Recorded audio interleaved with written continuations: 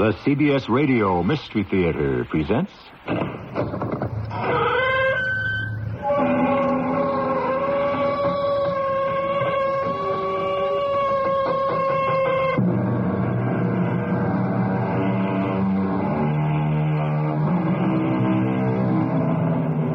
Come in. Welcome. I'm E.G. Marshall. I imagine at one time or another... we have all met someone who could do no wrong. There are also those whom fate decides can do no right.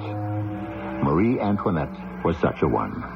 From the time she left her home in Vienna to marry the next king of France, there was nothing she could ever do to stop the French from hating her, reviling her, and finally cutting off her head. Will you see a priest?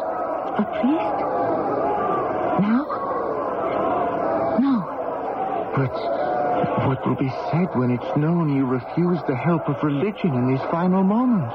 Tell those who speak of it that God's mercy provided for it.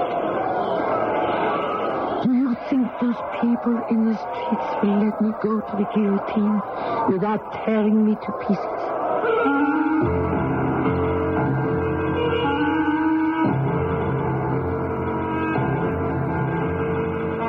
Our mystery drama, End of a Queen, was written especially for the Mystery Theater by James Agate Jr. and stars Tammy Grimes. I shall return shortly with Act One.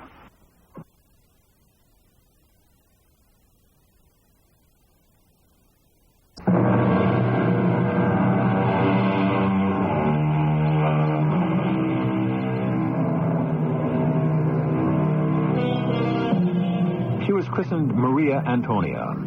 She was blonde and grew up a slim, nice-looking girl who was often complimented for holding herself as regally as a queen, which she became when she married the future King of France at 15.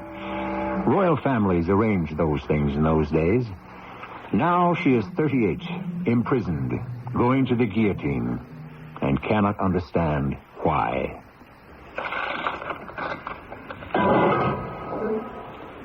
Madame, I brought you what you asked for. I never thought you would get here. Do you think it is a simple matter to find candles and paper and ink at 4 in the morning in this place?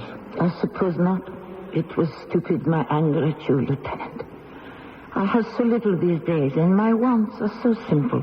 Why should I expect any favors? I do what I can, Madame. I am going to write a letter. It is private, and I would appreciate it if you did not watch me, Lieutenant. I shall have to ask. Who to? My sister-in-law, Elizabeth. Before she escaped from France, you know, she was part of the family. You go ahead and write, Madame. I shall sit in the corner and sleep. It will be a long day tomorrow. For you, maybe, but not for me. This is the 16th of October at 4:32 in the morning. I am writing to you, Elizabeth, for the last time. I am innocent. I hope to show I can be firm in my last moments on earth. I am calm as one is when one's conscience does not reproach. I have just been condemned. As I write you, dear sister-in-law, echoes of my years as a queen and of my days of the trial still ring in my ears. The accused may be seated. Your name, surname, age, position, place of birth and residence. My name is Marie Antoinette Lorraine d'Autriche, aged 38, widow of the King of France.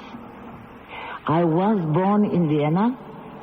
At the time of my arrest, I was in the session hall of the National Assembly. I have here a packet of possessions belonging to the prisoner, taken from her at the conciergerie. I ask you to explain them. A little wallet fitted with scissors, needles, silk thread, and so forth. A little mirror, a gold ring, 2 portraits of women. Who are the people represented by these portraits? They are 2 ladies with whom I was brought up in Vienna. What are their names? Mesdames de Mecklenburg and de Hesse. That packet of hair of various colors? They come from my dead and living children and from my husband. A paper with figures on it. It is a multiplication table for teaching my 7-year-old boy.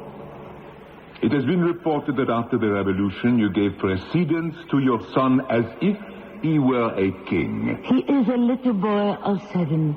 Of course, I fed him first, as would any mother with any child. So to you, your son is the future king. He will be whatever France chooses him to be. As your son is now only a private person, do you then declare that you have renounced all the privileges which formerly gave him the empty title of king? I have no finer ambition for him than the happiness of France. You are glad that there is no more king or monarchy? All we desire is that France should be great and happy. You must therefore wish for the people to have no more oppressors, and that all your family who would wield arbitrary power should undergo the fate of your husband, the bloodsucker of France? I can answer for my son and myself. I am not responsible for others. If France is to be happy with a king, I wish it to be my son. If she is to be happy without a king, I shall share the happiness with him. Lieutenant. Yes, madame. The few possessions that were taken from me, may I have them back? What is the prisoner whispering about? Marie Antoinette requests the return of her few possessions which have just been shown to the citizen judge. Certainly not. They have been impounded and are to be returned to the Republic.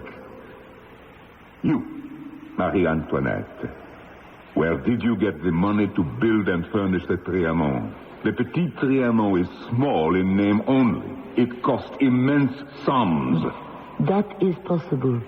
Perhaps more than I would have wished. We were gradually involved in more and more expense. However, the millions you were given to build this palatial and extravagant toy farm was not enough, was it? It was hardly millions. It could have been several 100,000. Oh, I see. Several 100,000 of what was rightfully the money of the people. Nevertheless, it was not sufficient. And so you signed vouchers to be paid from the treasury. We have witnesses who have seen these vouchers. It is not so. Your denial is useless.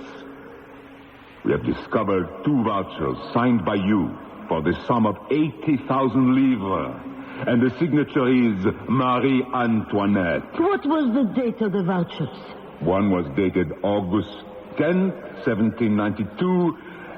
The other I do not remember. I never signed any vouchers. And in any case, how could I have done so on the 10th of August?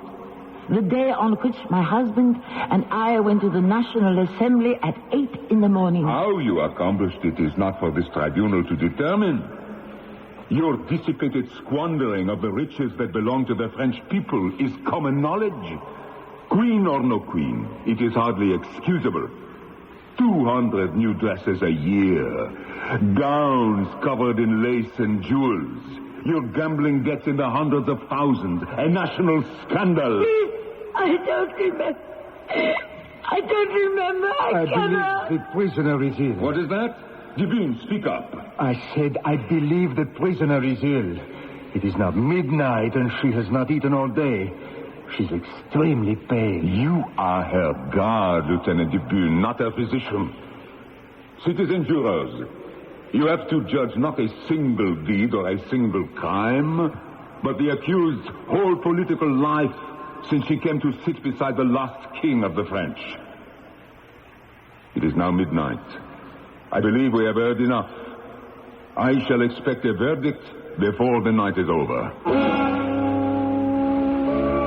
And so, my dear sister-in-law Elizabeth, in the company of my jailer, who became my only friend, Lieutenant de Bune, in a room adjoining the Grande Chambre, I awaited the verdict. And then a bell rang. Madame. Yes, Lieutenant. What is that bell? Is it for me? The president of the council is calling for the citizen jurors to assemble. Does that mean they have made up their minds? Yes. Can you stand up, Madame? With your help? Madame, I don't think the trial has proven your guilt. No? I was a lawyer before I became head of the gendarmes. And from the viewpoint of jurisprudence, you are innocent. Legally? Yes. I have hope. That Francois Tizet, he was obviously coached in his lies about the vultures. I saw 2 citizen jurors shaking their heads in disbelief. Accusations without any proof of documents, Lieutenant. You do think there is hope? Not only I. During the trial, I heard people say you gave your answers like an angel. That they will only deport you. Who said that? Someone influential? May I have some water? My throat is dry. It is from the anxiety, Madame.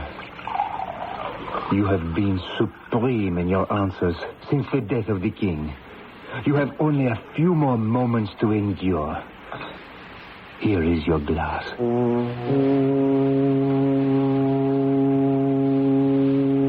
Antoinette, you will please rise for the jury's declaration. I shall read as follows. That the accused be condemned to death in accordance with Articles 1 and 11 of the first section of the first chapter of the second part of the Penal Code. Have you any objection to make to the application of the laws invoked by the public prosecutor? Lieutenant, death. Madame. Monsieur le prosecutor, the defendant is not feeling well. I am all right. Just hold on to me, please. May I beg the court? The widow Capet has suffered a great deal, and I don't think justice... You speak to me of Marie Antoinette's suffering? This Austrian who intrigued and dealt with the enemies of the Republic, with her brother Joseph, the Emperor of Austria, a woman who has conspired to start a civil war here, who has spent millions of francs of the people's money on entertainment, while thousands of French had no shoes and no bread. Those people demand she stand on her feet to hear the judgment she has brought upon herself. Let no more be said about it. I feel faint. No more. Will you be able to... Yes, I can. The tribunal, according to the unanimous declaration of the jury, condemns the said Marie Antoinette, called the Reine d'Autriche, to the pain of death, in accordance with the laws of 10 March last year, and orders that the present judgment shall be executed in the Place de la Révolution. The widow has fainted. Then bring her around. The law will run its course. Madame. Madame. Can you hear me? Please, let me help you up. The defendant is excused.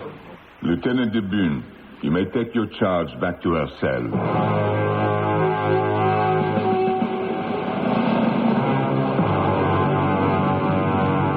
Madame, how is it with you? I can walk. It isn't far to the door of the Grand Chambre. There. All right? Yes. Now, down these stairs to the courtyard. Are you warm enough, madame? I don't feel anything. Do you? Do you see them? The other prisoners. They are watching me walk across the courtyard, aren't they? There isn't one single prisoner who hasn't stayed awake to see you. I must set an example. Take your hand from my arm, Lieutenant. I must show them I can walk alone.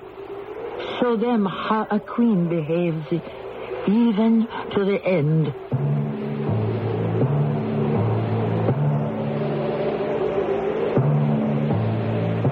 Whether the execution of Louis XVI and his wife Marie Antoinette was justified or not is not our story. Ours is the portrait of a queen under fire.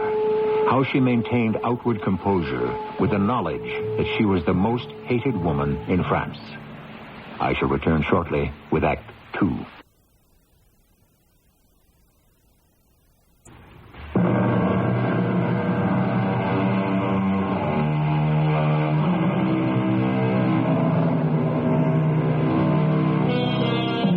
Time and again, as I bring you these stories of suspense and mystery, I am struck how much stranger and more horrifying truth can be than the fabricated. So it is with this tale. It is indeed October 16th, 1793. 1 hour has passed since Marie Antoinette began the last letter she would ever write, the one to her sister-in-law, Elizabeth. I have just been condemned, dear Elizabeth, not to a shameful death, for it is shameful only for criminals, but to rejoin Louis, your brother. Like him, I am innocent. I am sad beyond belief that my children have been taken from me. There is something I must mention which pains my heart. I know how much distress my son's words have given you.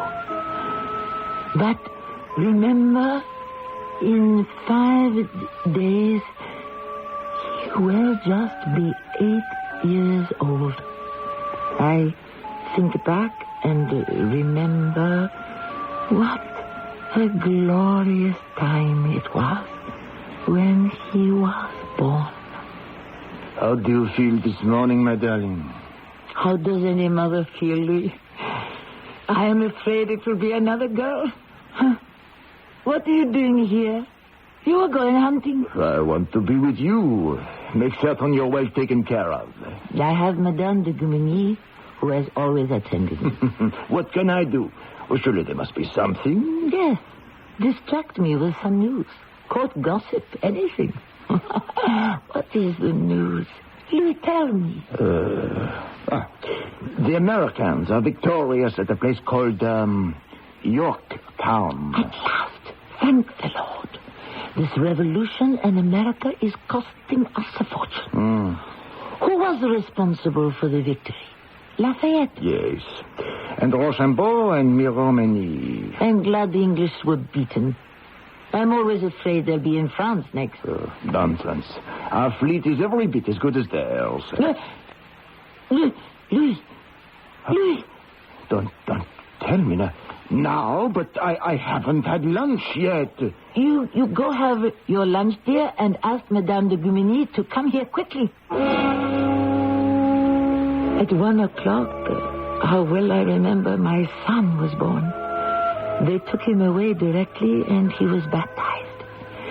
Then a knock on the door, and there was Louis with the infant in his arms, and he was saying, Monsieur le Dauphin demande d'entrer.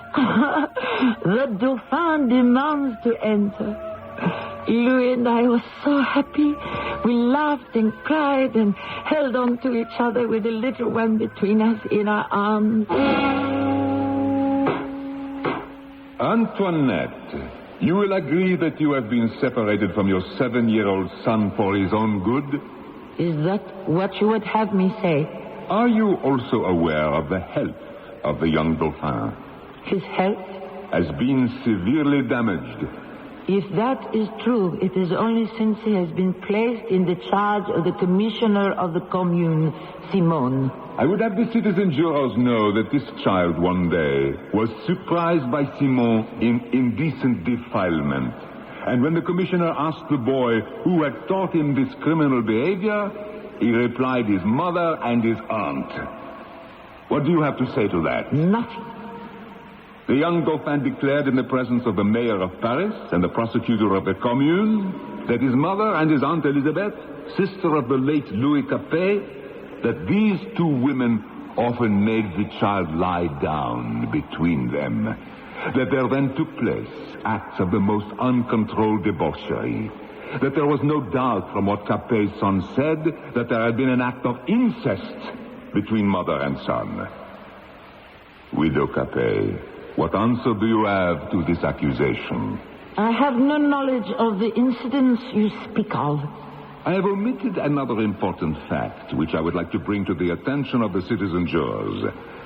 After the death of Louis, these two women treated the Dauphin with the same deference as if he had been king. I have told you before that my son is a little child. And because of that, I did help him to eat first, as would any mother with her child. Lieutenant, will you give me your arm?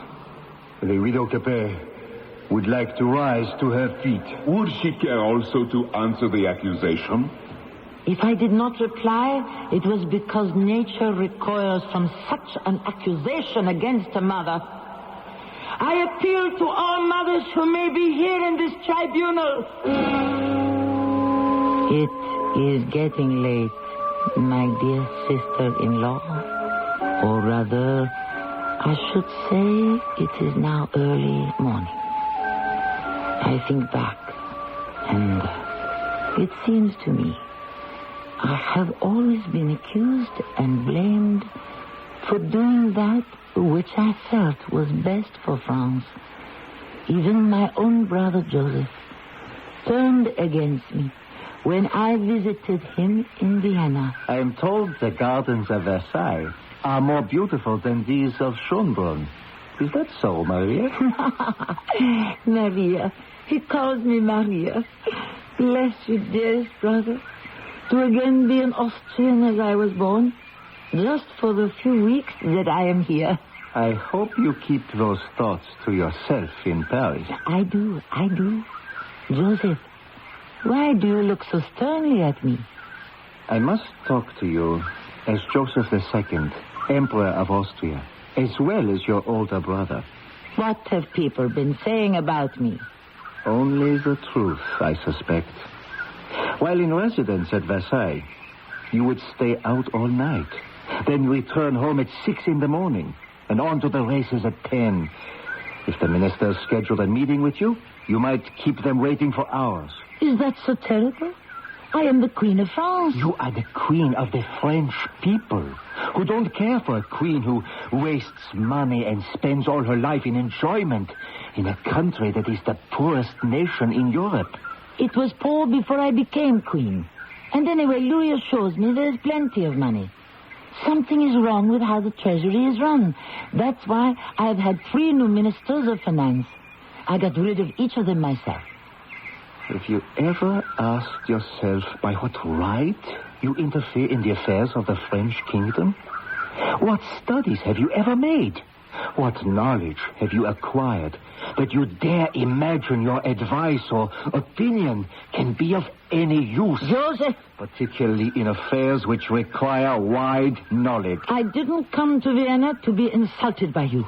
I don't care if you are the Emperor of Austria. Maria, you are a pleasant young woman who thinks of nothing but frivolity, your appearance and your amusement. I'm going back inside the palace. I'm not going to listen to this. You act only from impulse. You repeat only the opinions of those who bow and scrape before you. Maria, it is foolhardy. And one day, you will have to pay for your sins. Now I am at the end of this letter, dear Elizabeth. I sincerely beg pardon of God for all the faults I have committed during my life. Farewell, my dear Elizabeth. May this letter reach you. Think of me always. I embrace you with all my heart together with my poor children. My Lord, what agony it is to leave them forever. I am so very tired. I shall lie down on my cot for a little sleep. The last sleep I shall have, from which I can awake.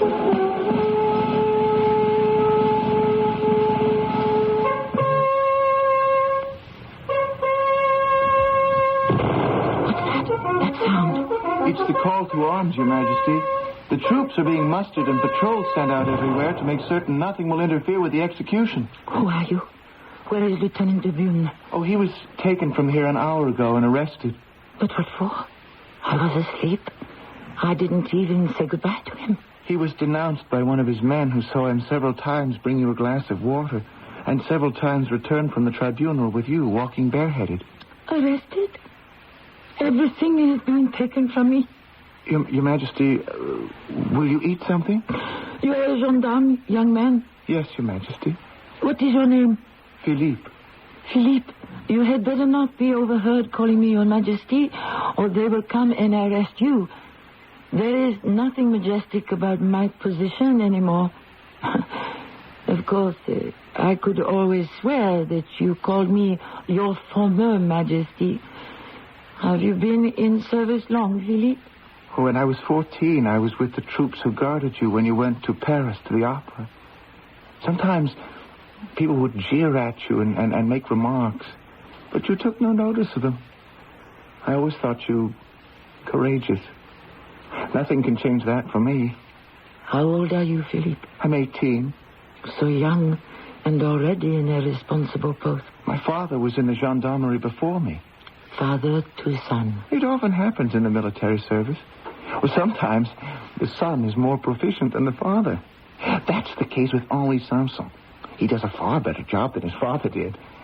Is that the Sanson who is executioner of my husband? Oh, forgive me, Your Majesty. It was clumsy of me. What time is it now? 7 o'clock. Is there something I should do at 7 o'clock? I've been instructed to fetch you some food. It isn't necessary. Everything is over for me. When will I be taken away? I don't know, Your Majesty. Even you who are sent to guard me do not know. Why is it such a secret? I'm told there was a plot to try to rescue you, so they've placed thousands of soldiers in the streets to make sure it will not happen. I have not heard of such a plot. Oh, someone is coming in here. Marie Antoinette, are you ready? Ready? Now? We are waiting. The scaffold is prepared.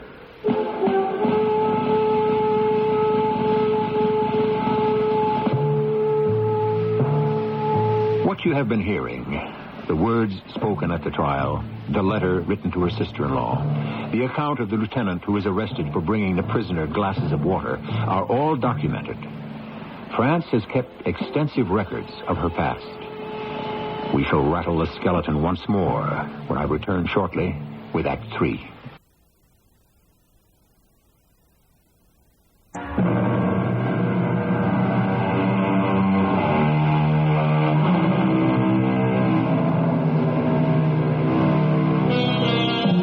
Alone, quite alone was this woman, once a child bride who played at being a queen. By the time responsibility came to her, it was too late. By then, the hatred of the French for their Austrian-born queen knew no bounds. But in her conscience, Marie Antoinette was certain she had done no wrong. Faults, she said, the morning of her death. Faults, yes, but never crimes. Antoinette, are you ready? But I have not dressed. Philippe, you will watch over the prisoner until the executioner arrives. Yes, sir. Antoinette, you will have 5 minutes to dress. Philippe, you will remain here. 5 minutes? 5 minutes? Is there no woman anywhere to help me change my chemise? What? You wish servants still, do you? I have not been well. Just someone to help me get dressed. Do you hear the woman? Send me a servant. Take my arm. Fetch me a glass of water. If it would not make me laugh, I could weep. Do not punish Lieutenant de Bune. He did nothing I did not ask him to. Where is he? Very touching, your concern.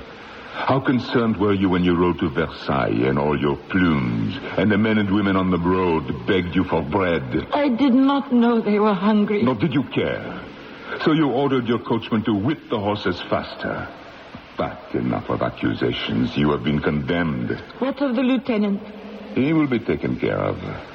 What a pity such solicitude could not have come to you sooner, Antoinette. Philippe, leave us for a moment. Yes, sir. You do not recognize me, do you, Antoinette? Yes, I did, Georges. You made not a single sign throughout the trial. Your face has changed, it's true. But I felt no need to throw myself at your mercy. You had me broken on the rack because I angered you, remember? They butchered my face.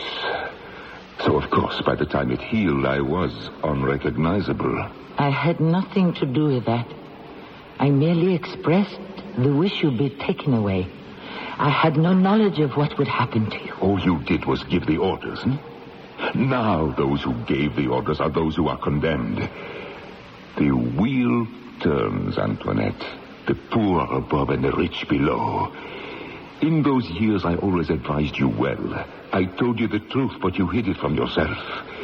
You would not believe me when I told you a man who feeds his family on one fish head a day could not look kindly upon a royal family that eats millions of francs of meat and fish.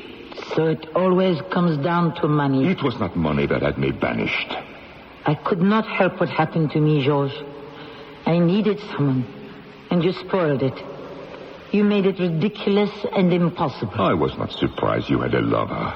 Nor was I the only one at court who knew Louis had little interest in you as a woman. I want to forget all that. I do not wish to talk of it anymore. Marie, you are not in a position to make demands. I wish to talk about it. I wish to remember. And I wish you to recall every moment as well. Why, Georges? I want you to remember me as I was, when I could stand up straight. Not the hunched cripple I am today. I came to your bedroom at Versailles. Remember? Who is it? It is me, Georges, Your Majesty. Georges, can you come back later? I'm busy. No, I cannot. It is imperative this document must be signed. The ministers have been waiting all day, and the king is not back from the hunt. I have someone with me. Can you slip it under the door? No, I cannot and I will not. All right. Wait a minute. Step aside, Georges, and let the poor man out. Excuse me, sir. Well, come in. What are you standing there for? Oh, get me this silly paper that requires a royal signature. Put it on the table. Where do I sign? Aren't you going to read it first, Your Majesty? Of course not. That's what I have you for. Where do I sign? Here where the seal is? Yes, please. All right. So I have a lover. Is that such a surprise? No. Axel Fersen is a handsome young man. Handsome? He's brilliant. In everything. And Georges, you needn't worry about the king. He knows. Marie! Marie! Speak of the devil. Marie, my darling, the hunt. I never enjoyed one as much. Hello, Georges. Some document or something? You have been hunting, and so have I. You've been hunting what? Pleasure.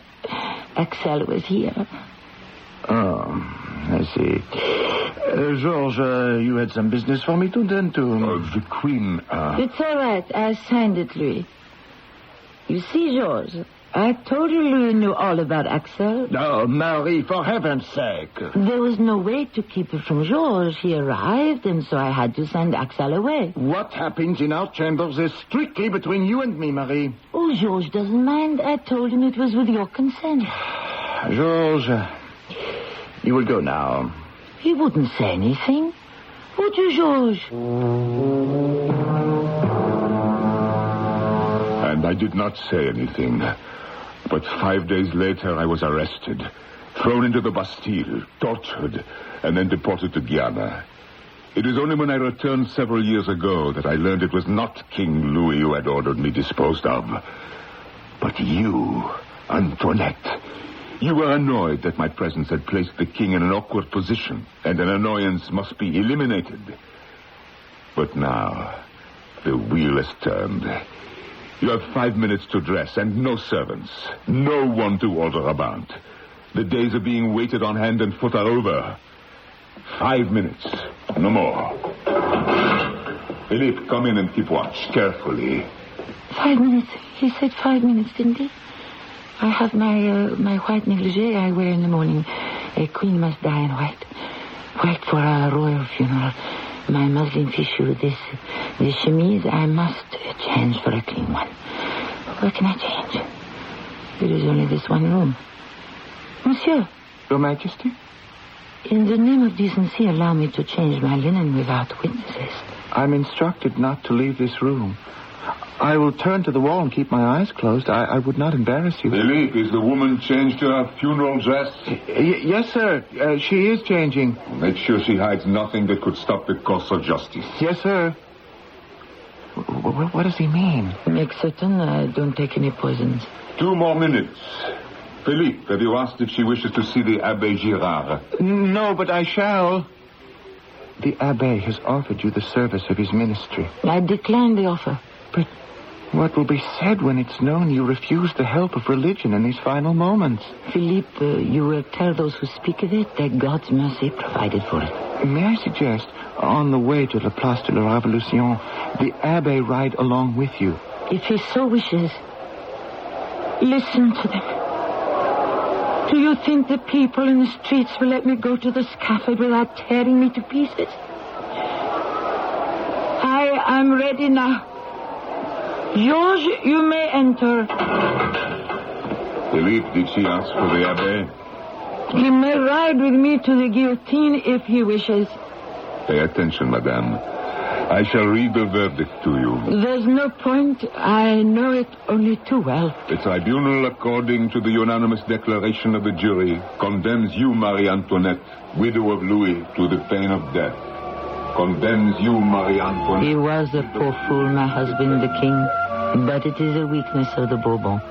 Continue. He had no idea how to rule France, and neither did I. But in those last hours, he became a man.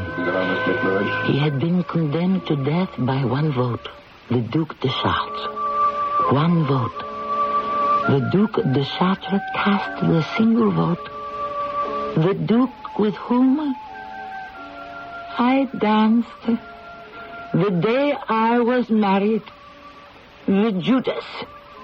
I danced with him at the wedding. Antoinette, what are you mumbling about? Are you listening to the sentence? And then I watched my husband driven off to his death in a coach. I was only Louis XVI's wife. I was bound to submit to his will. Can't you understand that, gentlemen? The time for explanations is past. Philippe, Henri Sanson is outside. Bring him in. I must be calm. I must set an example. Come in, Henri. Prisoner, hold out your hands. Are my hands to be bound? It is customary. My husband's hands were not bound. Sanson, do not hesitate. Do it. Sanson, so tightly. Must you tie her hands that roughly behind her back? Philippe, Henri has learned from his father. He knows more about this than you or I. The scissors, what is he to do with them? Watch. Her hair. All her hair.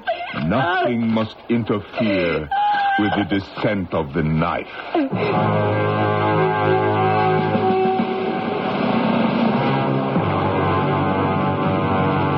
What is that? In the middle of the courtyard. A cart. It is to take you to the Place de la Révolution. My husband rode to the guillotine in a coach, not a garbage cart. There was but one king, I am sorry to say. For him, a coach was used. There is someone in it already. The Abbé. He and I will sit on each side of you until we arrive at the scaffold. And Philippe? I've been ordered to remain here. Henri, be gentle. It is an ugly duty, Philippe. There will be just you and the Abbé. No one else. But the crowd, they could come at me and drag me from the cart. There are 30,000 troops along the way to protect you, madame. Goodbye. Take heart. You'll be with your husband very soon.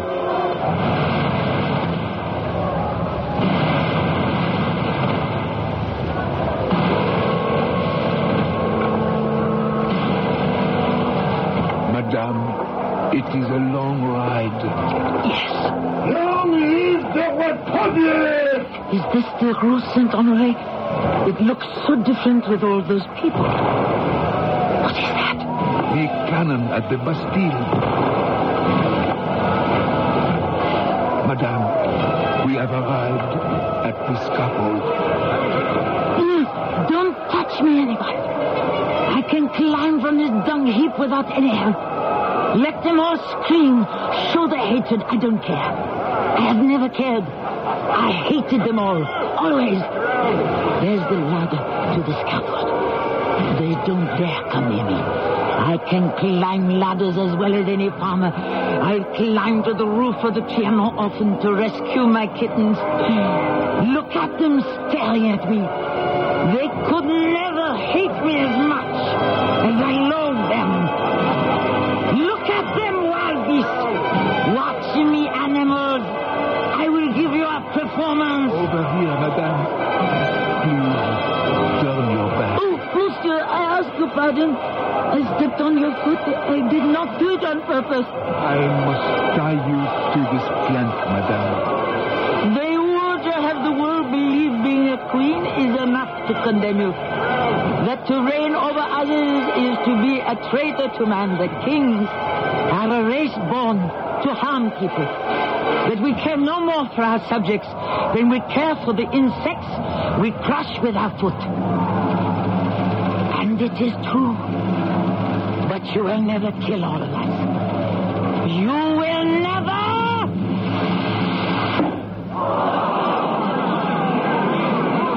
He is holding up my severed head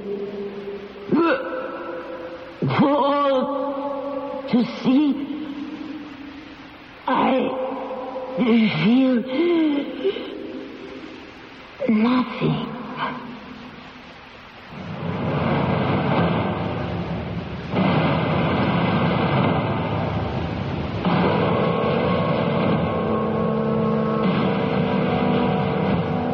The end of a queen. But not quite. 5 years later, those pitiful small possessions of Marie Antoinette's that were used in evidence at the trial were placed at auction. The little green Morocco case with scissors, needle, and thread brought 5 francs, 75 centimes. The 2 little portraits of the friends of her youth were sold for 4 francs, 40 centimes. The end of a queen. I shall return shortly.